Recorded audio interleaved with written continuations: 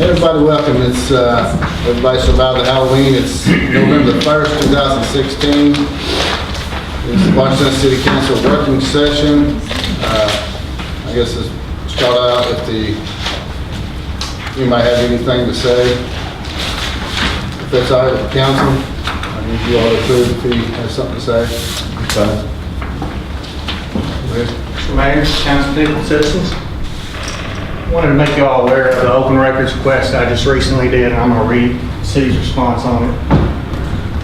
Please be advised that in response to your open records request submitted on October 26, requesting records for the iPad used by Councilmember Copeland from January 2015 to October 26 of 2016, we have determined that one CD relates to this request that may be shared with you under the Open Records Act. Of the 93 emails sent from the iPad, only 14 are city business. Of the 76 in the deleted file of the iPad, one is related to city business. Approximately 10,600 emails are in the inbox, and of that 41 related to city business. Of 47 video pictures on the iPad, none were related to city business. So, as best as I can tell, my math is not the best, but 85% of the sent emails are for personal use. 99% of the deleted emails are for personal use. 99.5% of the received emails are for personal use. And all the video and picture files on the iPad are for personal use. So, in my humble opinion, there's a disproportionate amount of personal use of this city-owned iPad. That also, my understanding is the city pays the data usage on those iPads. So I'd like that to be looked into. I'd like Tim Butler to look at it and examine it, see if there's any KRSs that have been violated of misuse of this iPad, see if there's anything that needs to be recommended to the ethics board. I'd personally like to know what the content is of just a large amount of personal use on this iPad. I'd like to get those records released as well. Thank you. I would like to address. Do you know anything about this, Mayor? I'm aware of every open records that comes into City Hall. Bobby alerts me to those. I do not ask why, because that's what she told me the very first day. We don't ask why, we just fill out the open records. So in this situation, I have looked into it. I have looked into it in detail, and it's appalling and disturbing to use that. But in light of the packet that we received today that was sitting outside the doorstep when City Clerk Bryant walked in, I'm going to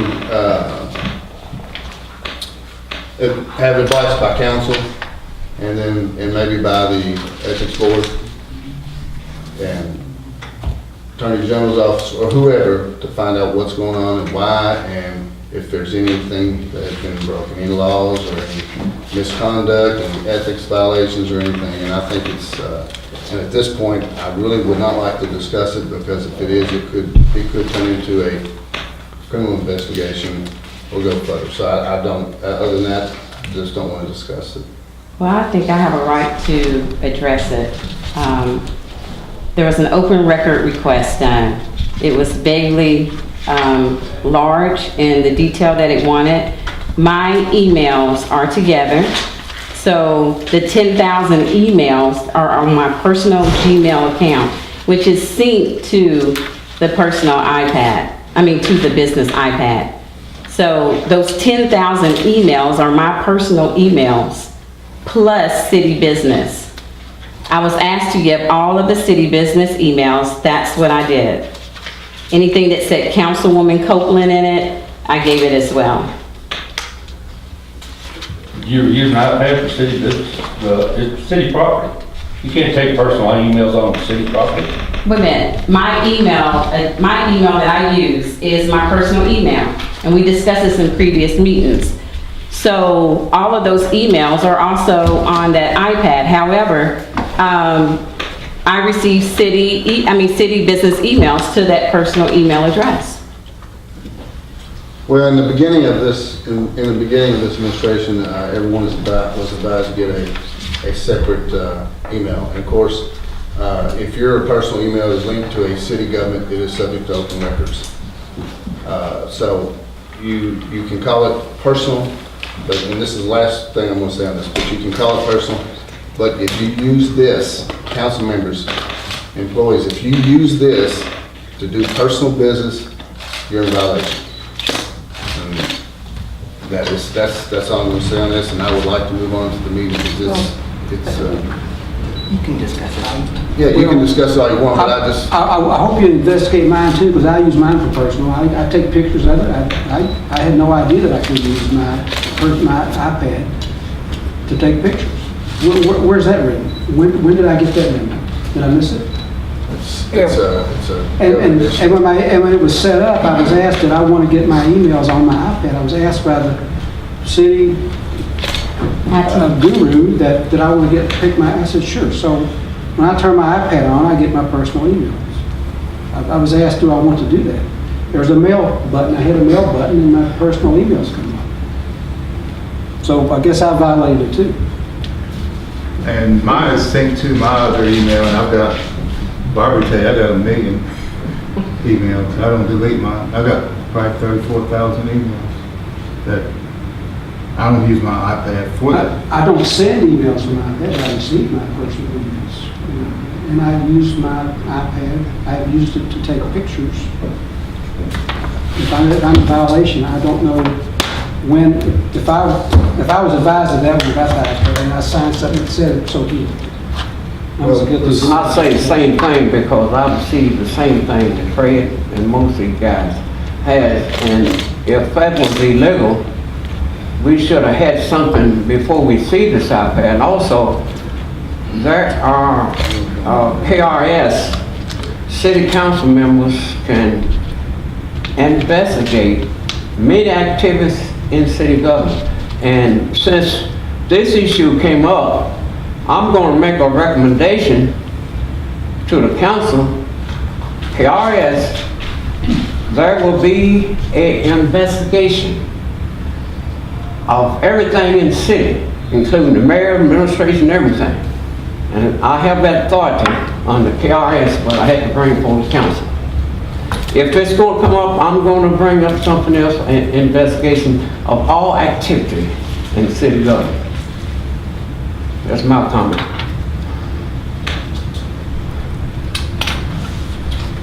okay, let's move forward. I think I might be a step ahead of you though, Francis. See? I said I might be a step ahead of you though, but we'll do it. All right, city council updates. Regular council meeting on 11/8/2016.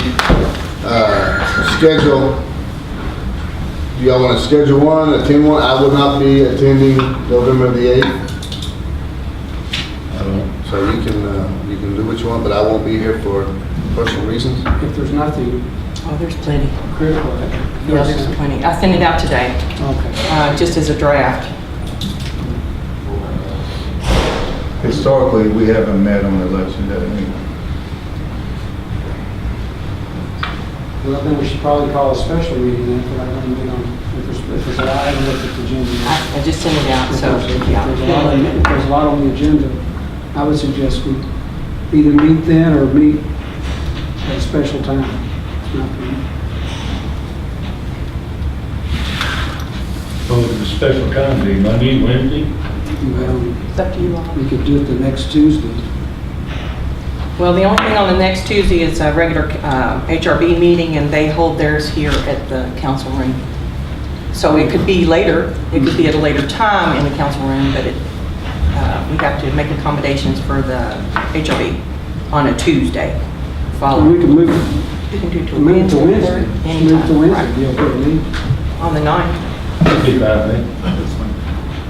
Do you want to keep it at 7 o'clock or change it to 5?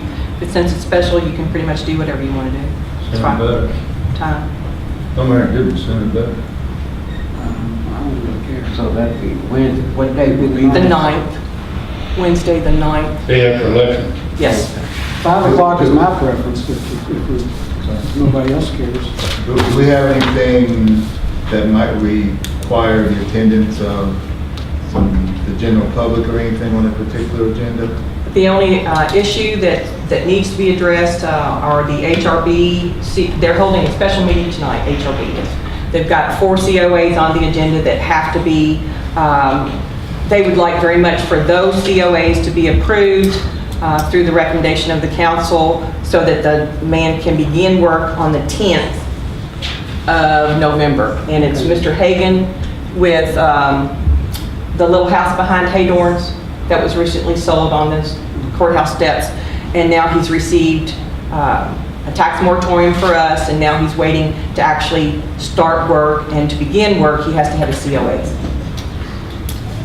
So the 9th would work out pretty well, and he would be the... Okay. 5 o'clock. Have it on the Wednesday. Mhm. Okay. Decide 5 or 2? 5. And I'll send out the notice. No problem. Is that okay with everyone? 5 o'clock? And it'll be a special announcement then. Nothing on the mayor's report, I think that's been filled up already. So, classification, compensation plan, fire department. Larry Green. Well, we have, for this grant that's coming up, we need to hire a recruitment retention coordinator, and it provides funds for that position. We are down to one person in the fire department, so this wouldn't actually be, we would hire somebody who would just fill up the position that Joe Marks, we still have open when Joe Marks' retirement. And it'll be funded for 4 years.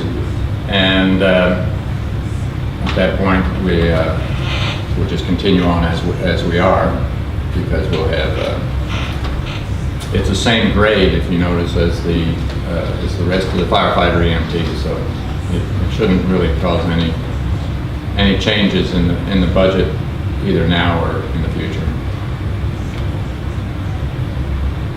Is that the same grade for as the, Yeah, so this is a 107, so is a firefighter EMT.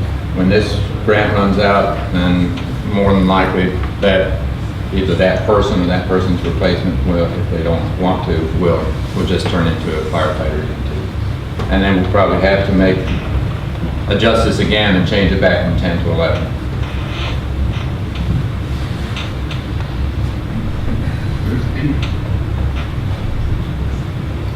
So like you said, there's no impact on the budget. And this is pass-through money. It's a $633,000 grant that they got, so it will not affect the budget, it will not, it doesn't cost the taxpayers nothing, it's all going to be afforded. Is equipment being bought, correct?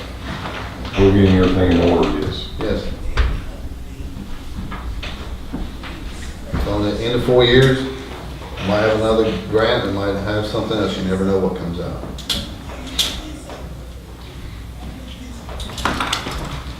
So that'll go on the 9th meeting, special meeting for a first read. Job descriptions for the fire and recreation departments. Larry, I guess you got that too? Right, we really just had, for tonight, we just had the job description for the fire department, and that is that recruitment retention coordinator that was written, and the way that job description was written into the grant, so that's pretty well.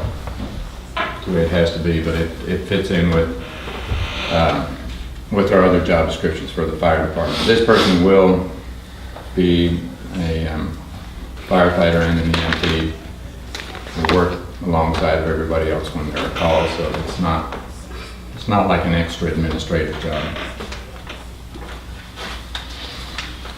Randy, can I ask when that gentleman's coming on, or that lady's coming on? As soon as we get approval from council to change the, because of the new job description, then we'll advertise, so I would estimate we're looking at first of the year roughly. Okay, so I could wait until the next council meeting to put a municipal order together for the job descriptions, so we can discuss the recreation if we need to in it as well. Okay. I'm fine with that, yes. I have a question for whoever can answer it. Under desirable qualifications, education and experience, it says high school or equivalent plus previous experience as a full-time and volunteer? Is that the way that has to have experience as a volunteer and full-time? That would be desirable because they're primarily going to be, even though they're going to be working as a full-time firefighter, they're going to be recruiting and working with our existing volunteer firefighters. So it would be preferable, we'll have to see who all applies, but it would be preferable to have someone who had volunteer and paid experience so that they know both sides of the house, so to speak. Okay, what if you couldn't find a person who didn't have the volunteer side of it, then they would be disqualified the way this is written? I don't think so. That'd be So probably. it should say and or maybe, yeah. That's why I asked the question. No. Is it a required qualification? Yeah, that's what I'm asking. So if it's not, then you probably should put and or whatever. We can certainly take a look at that. I think especially if we're not acting on it. it's a valid point. I think it's a very valid point, yes. I didn't want to disqualify somebody that was good. Correct. You are correct, yes, sir.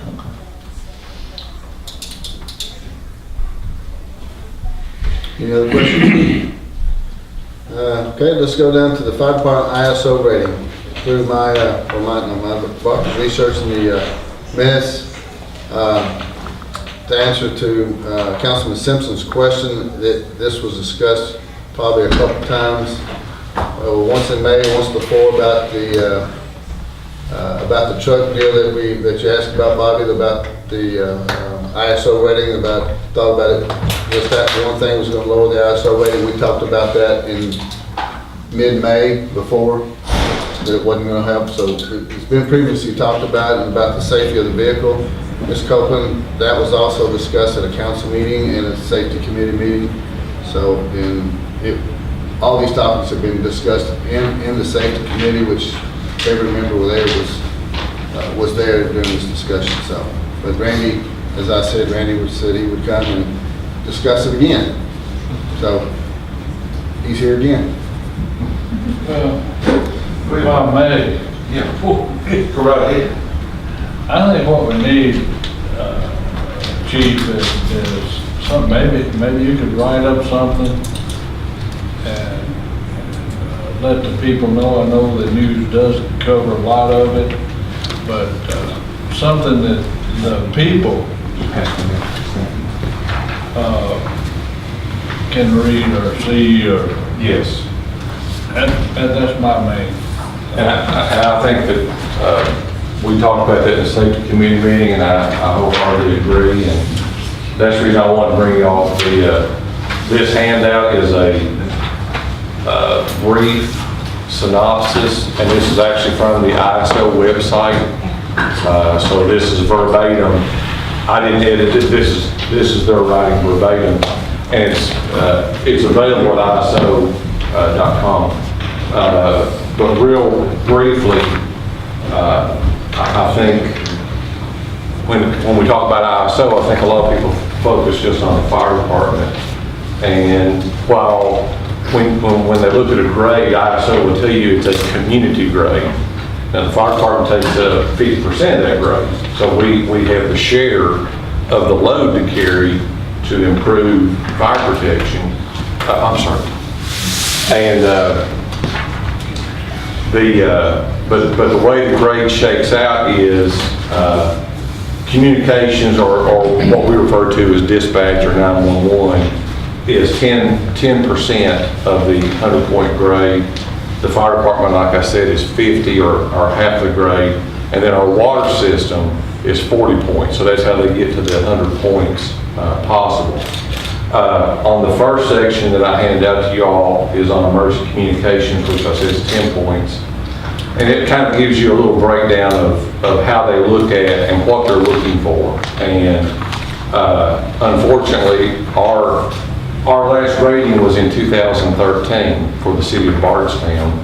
And our overall rating on a scale of 1 to 10, 1 is the best, 10 means you have no fire protection. We were a 5. And of those points, when you look at the breakdown, our dispatch center at that time received 6.5 out of 10 points.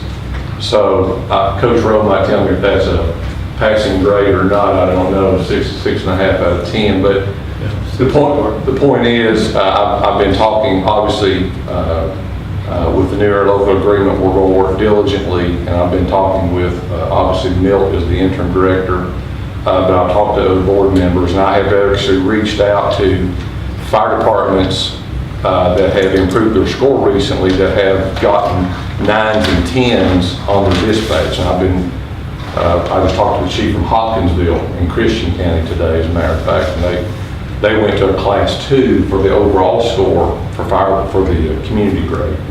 And he's going to email me some information and stuff, things that they did to improve.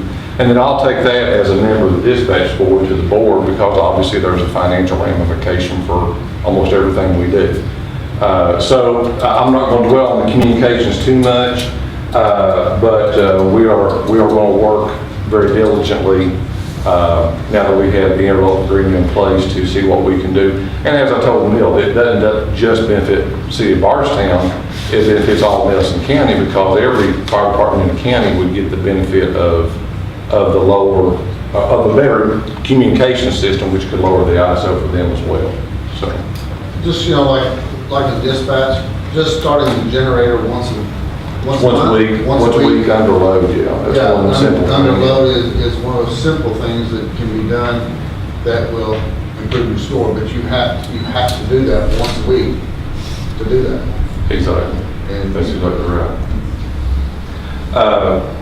The second part is fire department itself, and under each little paragraph, that's the point value assigned to that particular paragraph. For example, engine companies, and it talks about the number of needed engine companies. Our last survey recommended, and it'll be a little explanatory in the next, or the third paragraph down. I'll talk a little bit about that, but basically ISO determines what they call your base fire flow. And that is, they look at all the buildings in the community, and they look at, for example, Spalding Hall has to have they estimate 7,000 gallons per minute if it were on fire. Well, that's a very, very high number. Very few hydrant systems can sustain that.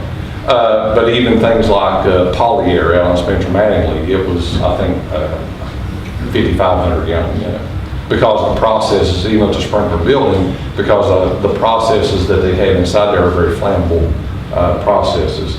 So it hurts us on that. So when I say hurts us, it's in the city, so we have responsible for coverage for that. So our base fire flow is 3,500, which is the max. ISO stops counting at that point, because they figure if you can get 3,500, you're either going to put it out or not. So that's, and then of course it goes down from there based on community. Smaller communities are an advantage because they may not have as many combustible or large buildings. So where I just came from, we were almost all residential. Even though there was a lot of multifamily, it didn't hurt our grade as bad as when you have bigger, larger, unsprinkled buildings in particular. So at 3,500, ISO recommends you have 3 pumper trucks, of which we had 2. And on our last survey, they actually stated that verbatim. They said 3 fire engines are needed, and we got credit for 2 under our last survey. So the other thing, the 4th paragraph down, is the ladder company.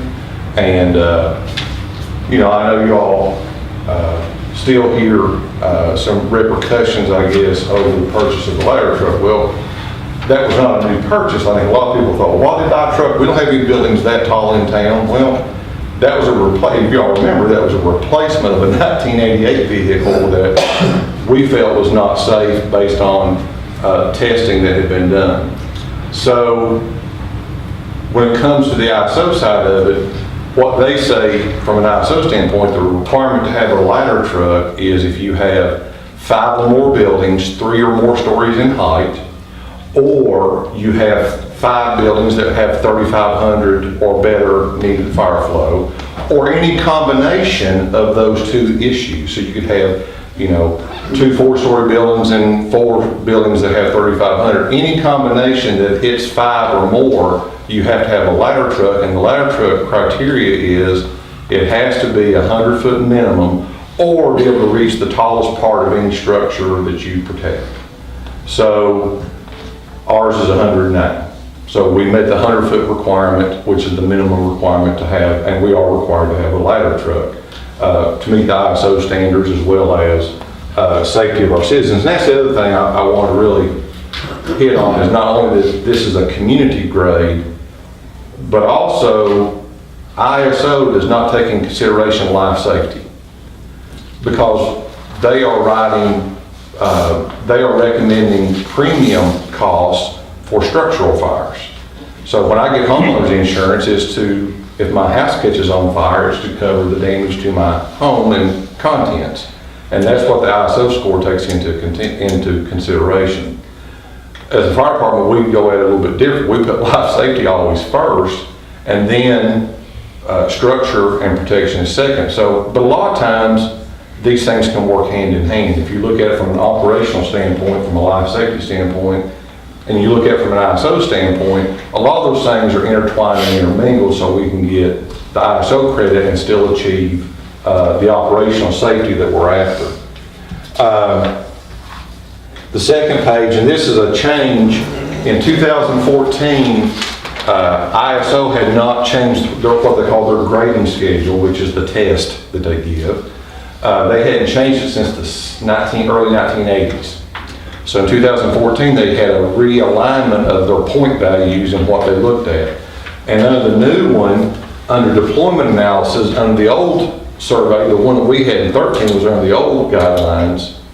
I think it was 4 points you were allocated for what they call distribution, which is your fire station locations or where you locate your fire engines at.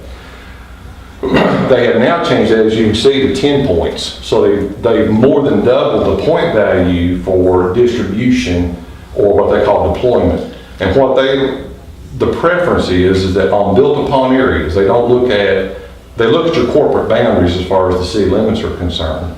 But if it's an area that's not developed, there's no fire hydrants, there's no structures, it's not insurable, that doesn't hurt you on your grade. They look at built upon areas. So they'll take where your fire station is or fire stations, and they'll measure out road miles, driving miles, 1.5 miles. It's not as the crow flies, it's actually how you drive to get there because of weaving and bobbing to get there. And they have all kinds of little limits, like they limit you to 35 miles an hour, and there's all these figures that go into their formula calculations. But it's actually based on science, and that is when we look at a building on fire, when it initially starts, you have just the contents of a room burning. And as it grows in size, it reaches a phenomenon we call flashover. That's where the whole room becomes engulfed in fire. And usually the sheetrock or drywall will give way, and the fire will then start eating into the structure of the building. Well, the longer the fire burns, the more chance it's going to eat into the structure. And ISO wants to lessen that because, once again, it's a property protection schedule. So the 1.5 mile radius is to allow a staff fire department that we now have time to get on the truck, get to the scene, get their hoses deployed, and get water on the fire in a reasonable time before flashover occurs, so there's not structural damage, because ISO can pay a contractor to go in and gut a room, put new sheetrock, and repurchase contents a lot easier than if it's true structural damage, if it gets up into the attic, things of that nature. So they really improved or upped the point value for deployment analysis, and that's one of the reasons back when I sent you all the strategic plan that we developed back in May, the need for the consideration that we need to start seriously looking at future fire station locations so that we can, because the whole north end, and I think I sent that to you all as part of that strategic plan, but when you look at 1.5 miles from our current fire station, The whole north end of the city corporate limits and the east end are not protected. We're talking about built-upon areas at this point, which to the east is more industrial and commercial, and to the north is probably more residential, even though we have a good mix of both, as you all are well aware. Then we look at personnel, which is 15 points, and that didn't change. That stayed constant.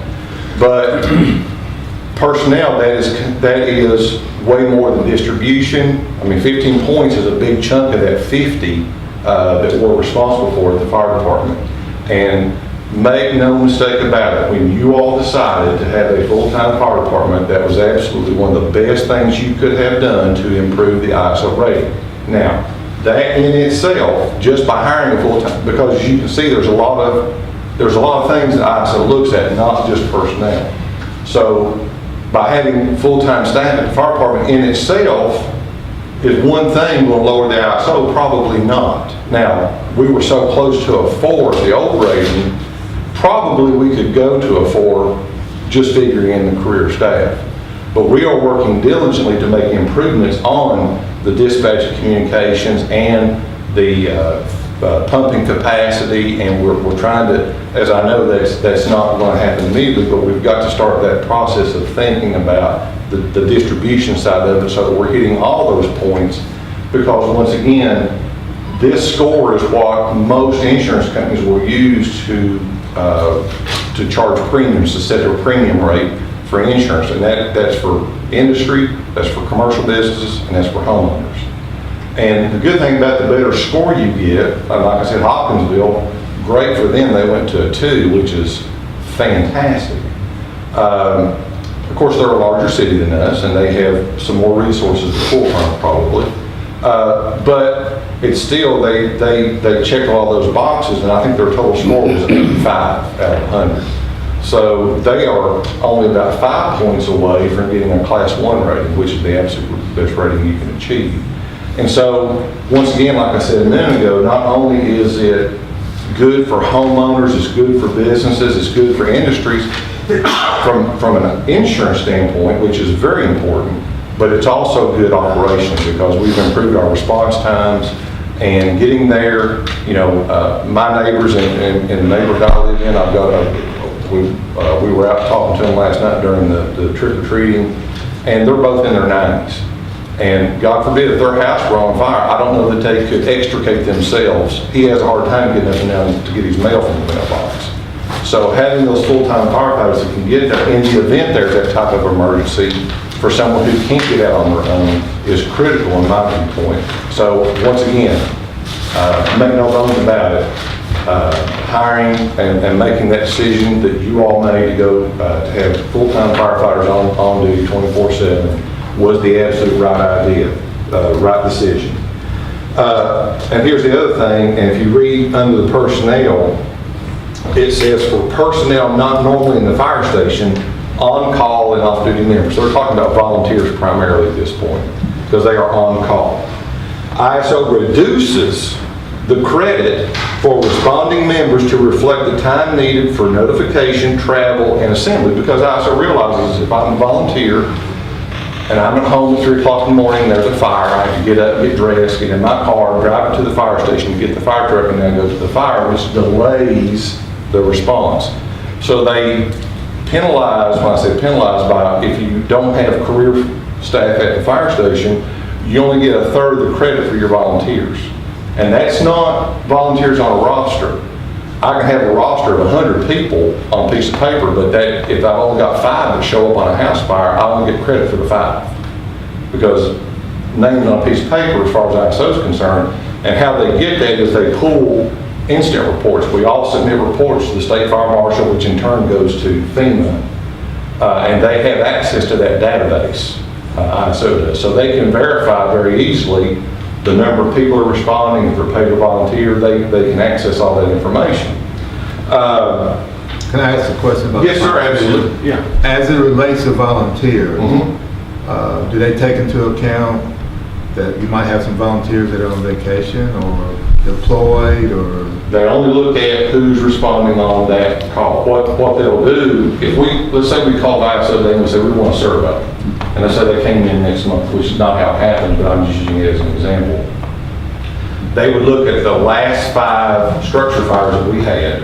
They would pull those reports, and they would look and see how many people responded, and of that number, how many were paid, and how many were volunteered. And that they have a formula, like everything else, that they would decipher to determine what your point value is based on that.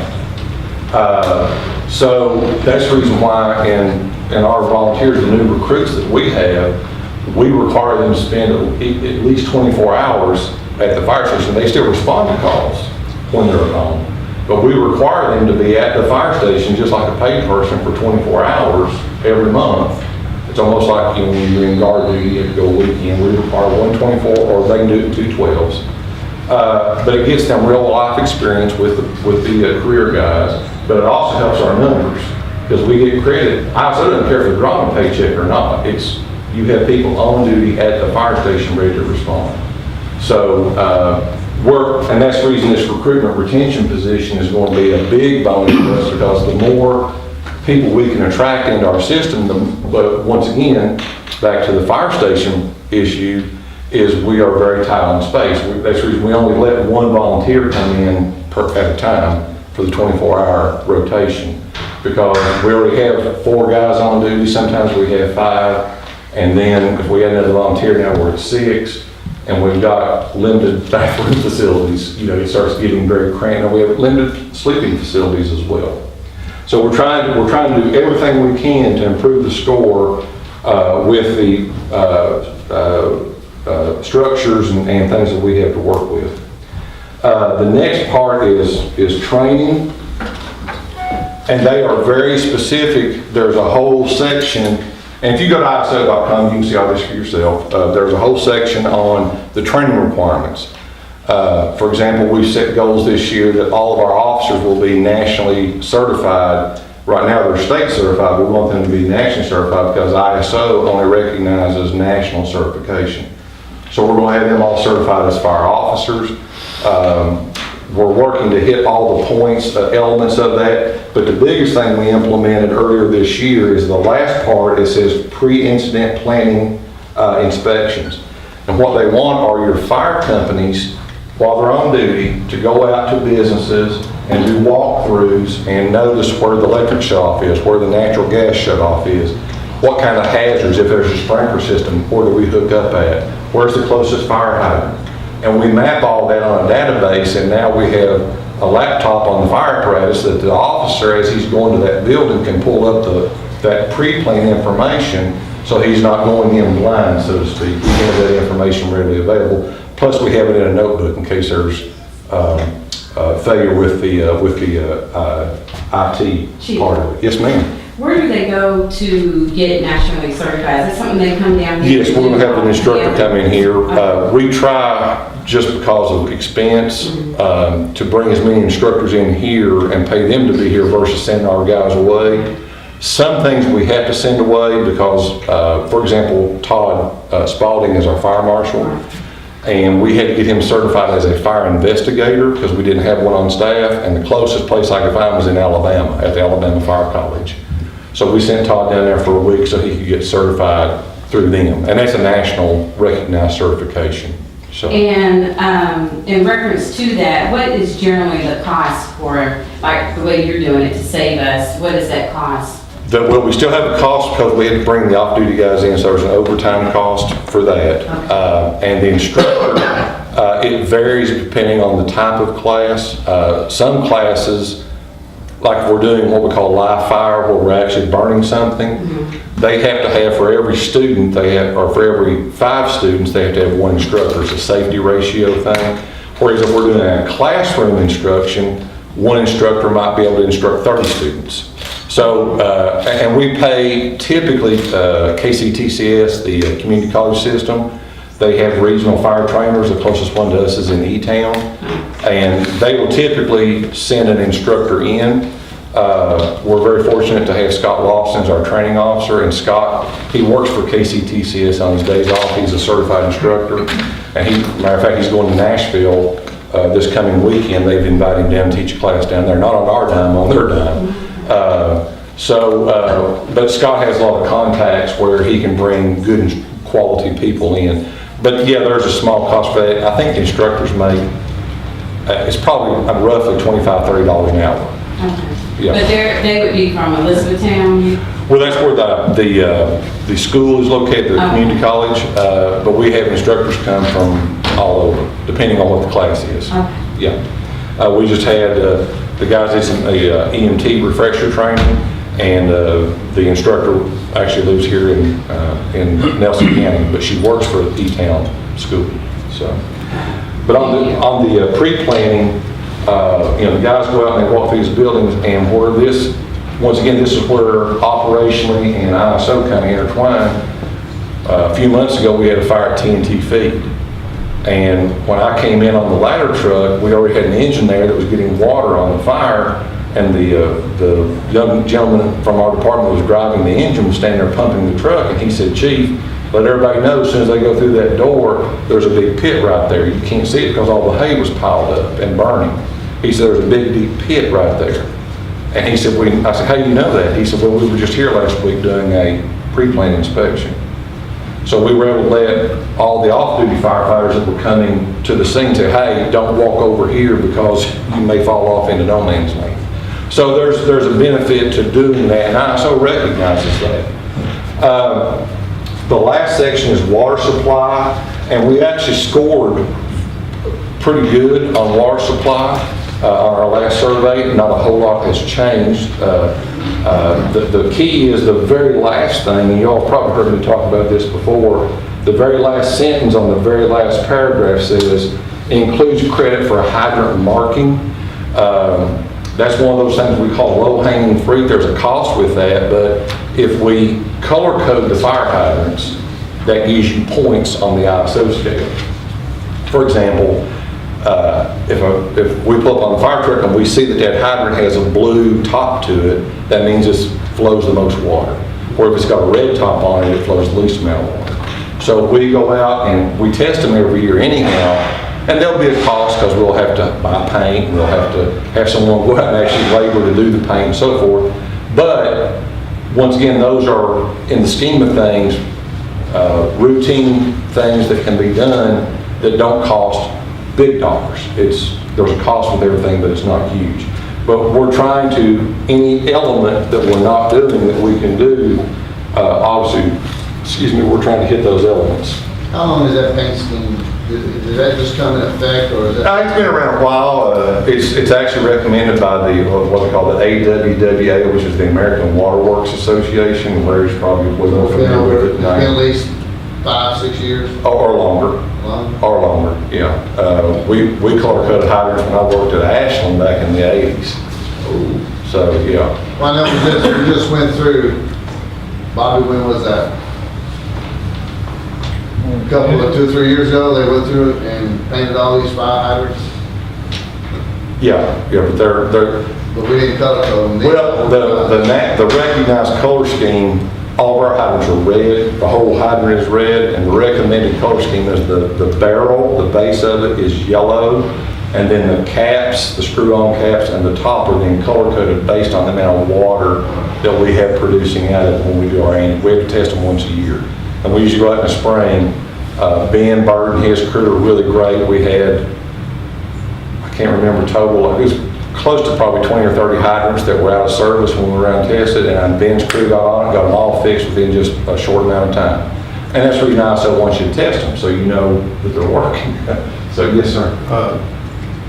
Question regarding water. Yes. Does water pressure figure into this? It does. When we test, I won't go into too much detail, but when we test, we are testing what they call static pressure, which is the most pressure when it's at rest, not flowing. Then we take what they call residual pressure. That's the amount of water that's left over. And what that does is if we're using one fire hydrant on the same main, but we have to tie into a second fire hydrant, if there's not adequate residual pressure, there's not enough water to supply to pumpers off of it. But the main thing we look for is what we call flow pressure, which is, we use what they call a pitot gauge, and it registers in pressure, and we convert that pressure number to gallon per minute flow. And there's a formula for doing all that, but luckily these days, punch in a computer and it does it in about 2 seconds for you.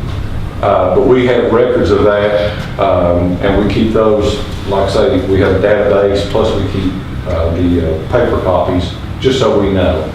But that's the reason why they advocate the color coding system, is that way at 3 o'clock in the morning, you pull up, and you've got a building like Spalding Hall, which is obviously a huge fire flow demand.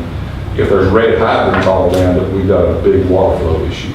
But if there's blue hydrants, that doesn't mean we're going to necessarily put the fire out, but at least we got a better chance, better flow, obviously. So, and what, yes, sir, go ahead. Question, I'm since sorry. we're talking about fire hazard. Do y'all keep a record of a fire hazard, how many times you checked it, how many times? Yes. I have one, I need to call you because to my recollection, this fire hazard, I can remember when this thing was checked. So I meant to call you, I meant to get to call you. Yeah, but I need- But you have a record of all the fires? All the ones on the city system, what we call the municipal. Yeah, I live in the city. Yeah, because some of the factories have their own fire hydrants. Right. Like Fuji Seal, and we don't test their hydrants. They have to test their hydrants because if we don't want to break their hydrant, then we have to be responsible. How often do you flush them out? The Public Works Department does the flushing. How many times a year? Once usually, Larry, they flush. Once or twice. They come behind us, testing. Yeah. We flush our system at least every April and or in the spring. And then the fire department comes behind and run their test. And we try to do it near the same time so we don't stir the water up in April's I have clothes. one I need to report in because my recollection, I don't know when the last time this thing We'll be was more- checked and flushed out. I'll call you on that. Absolutely, call me anytime, absolutely. Yeah, they'll go ahead and check it Because out. that's something that ISO, when they come in, they look at. That's exactly right. And what he will do with the ISO guy on the water supply Right. is they will look at those target hazards, like I mentioned, like Polyair or Spalding Hall, Right. and they will see what kind of water supply we have in the area, and that affects our grade as well. Okay? The last page actually is a change that ISO has added. They call it community risk reduction. And these are bonus points that were never available under the old survey. And basically, if you have someone or some people, a group or however, that are certified and able to do fire code inspections, public safety fire education, where they go out and talk to kids and school groups and so forth, and fire investigations, you get 5.5 extra points. That was one of the reasons that when we redid the job descriptions earlier this year, we created a fire marshal position who is Todd Spalding. He also has a lot of other duties like grant writing and so forth. But Todd is certified to do fire inspections. He's certified now to do fire investigations, and he is certified in public fire education through the National Fire Academy. So we have one person who meets all three elements of that, and he does this on a daily basis. He goes out and inspects buildings for fire code violations, and we will now get those bonus points when we already have an ISO survey in the future. So once again, it's one of those things where ISO recognizes if you're doing these things, you're preventing fires. If you're preventing fires, that's saving property. We'll lower your premiums. We'll give you points to do that. So, and that's the thing about the ISO, one last thing, and that is, it's a point that they start out, you start out with 0, and they have a grading schedule, and whatever you're doing, they give you points for that, and then they add up all your points, and then based on your number of points determines what your overall, what they call classification is, based on your dispatch, based on your fire department, and based on your water supply. Okay? So the things that you all have done, a lot of people probably don't understand. I think it goes back originally when we were talking in the safety committee that Councilman Simpson was talking about, and it is a lot of people in the public are just unaware or uninformed on what it takes to improve the ISO rating. And we've got to do a better job as the fire department getting that message out to the public. And we have, matter of fact, I don't know, but I just happen to think we probably need to put a link to the ISO on our website and our Facebook page so that you know, if people are looking at it, they're curious, and they click on it, at least it'll have this information. Even this broken down can start getting a little confusing. And the actual grading scale is a volume. I mean, it's huge that what they actually use. This is just the Reader's Digest version of what they do when they come in and do a survey. But once again, you know, we're networking and we're reaching out and we're doing everything that we can within the realm that we're working in to hit the elements that we can to improve our score. So, you know, our goal, and I can't guarantee that, our goal would be to try to have ISO here in another year. Probably like, I would hope 2018, first part of 2018, but I can't make any promises on that. ISO typically, in the old days, would only come every 10 years, but now they're coming more frequently. So we can actually invite them if we feel that we've made significant changes, and I think we have, and I think we're making changes on a routine basis. And the reason I want to wait a year is I want to try and focus as much as I can on the communications part of it to see what we can get done over the next year with dispatch board to see what we can do to improve from a 6.5 to try to get closer to that 10 number on the dispatch side of it. And then we're going to do everything we can on the fire department side, obviously, to try to work on that grading. Well, if you will, get with Larry, maybe let him put it on the city webpage too. Oh, good idea, yeah. That would be probably pretty good. I know that was a lot of information. Is there any other questions that I could answer at this time for you? It's not just one of the, I'm sorry. I would like to make a comment. In 2013, I'm pretty familiar with the fire department because I've been chairman for 15, 16 years. In 2013, the reason city ISO was 5 because the two departments worked together and they worked good together and it was good communication and mutual aid. Well, and that's one time that the city had a higher number. I mean, it was high. They was higher than 5, and it got decreased down in 2013. Well, they separate that out. For example, in 2013, the corporation and the city fire department were still joined together. Sure, that's what I'm talking about. Well, the city got a rating for the city, and then outside the city got another rating. And the rating outside the city is a 6. Inside the city is a 5. Right. And we got no credit, when I said we, the city got no credit for the corporation-owned equipment. Right. A lot of people thought, well, we were sharing equipment that was better. But once again, if you look at the 2013, it said you need to have 3 fire engines, we only had 2. Well, the corporation had their own fire engines. Well, the city didn't get credit for those fire engines. You see what I'm saying? It's just like the training center. Part of the training points is that you have a training center and you use it. Well, a training center was constructed out of Sutherland Drive, but it's 4 miles from the fire station to get there on a single lane gravel road by the sewer plant. And I can't tie resources, on-duty resources, to send them 4 miles, and then we have a structure fire on Bloomfield Road, and now they got to drive 8 miles to get there. And so there were some efforts made, but probably in a lot of cases, I don't know that it was thought out properly.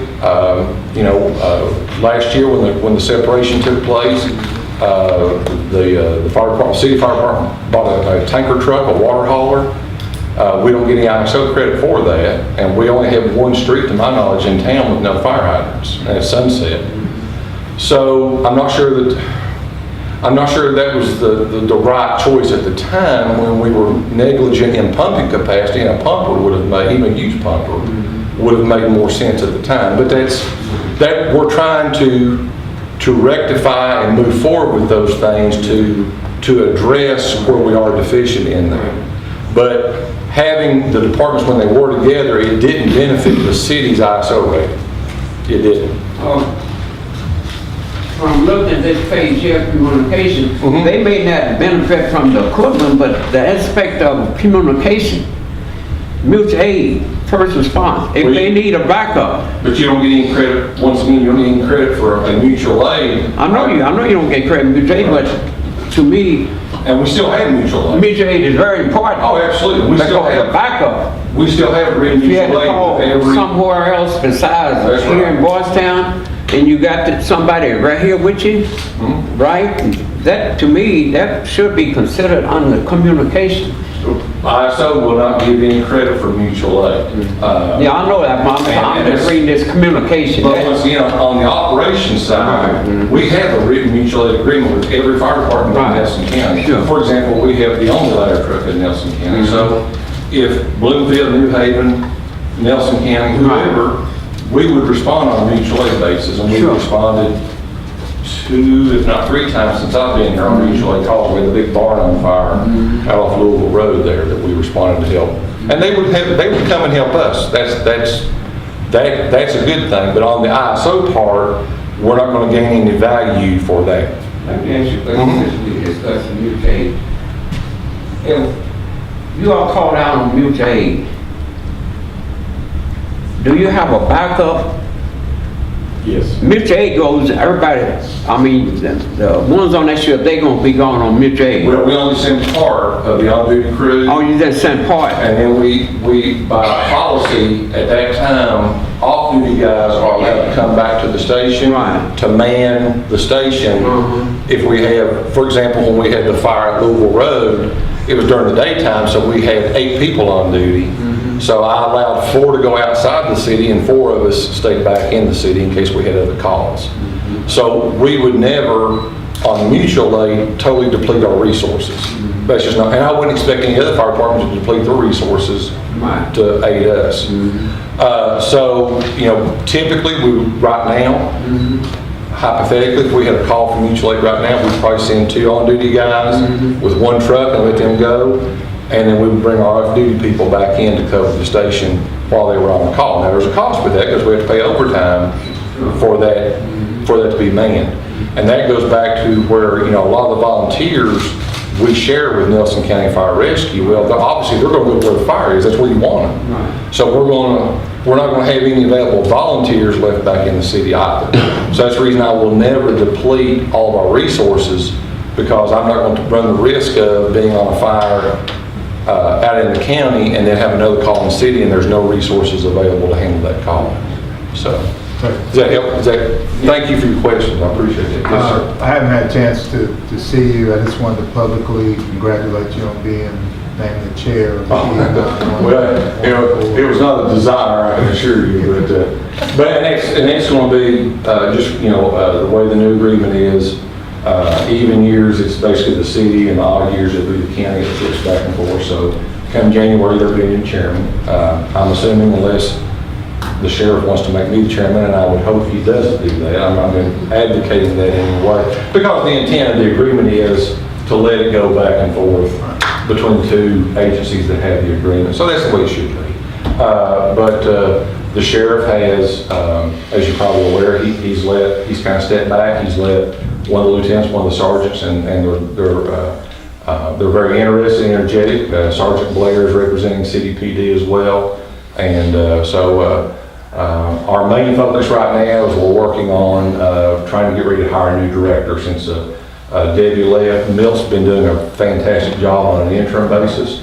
Anyhow, so that's our upcoming goals that you'll be seeing coming out of the 911 board, is strictly, well, that, of course, we've got budget coming up like everybody else and so forth. So, thank you all. Anything else I can answer?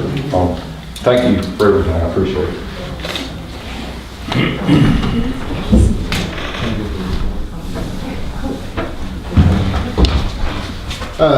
The other thing is, everyone is aware of the police chief process.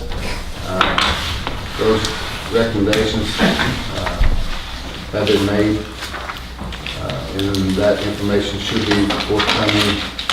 I might try to make that public the 9th, Wednesday the 9th. So, and the board did submit, of course, Bill and Roland was on it. The board did submit 3. So I'll try to, I think I can try to do that by the 9th.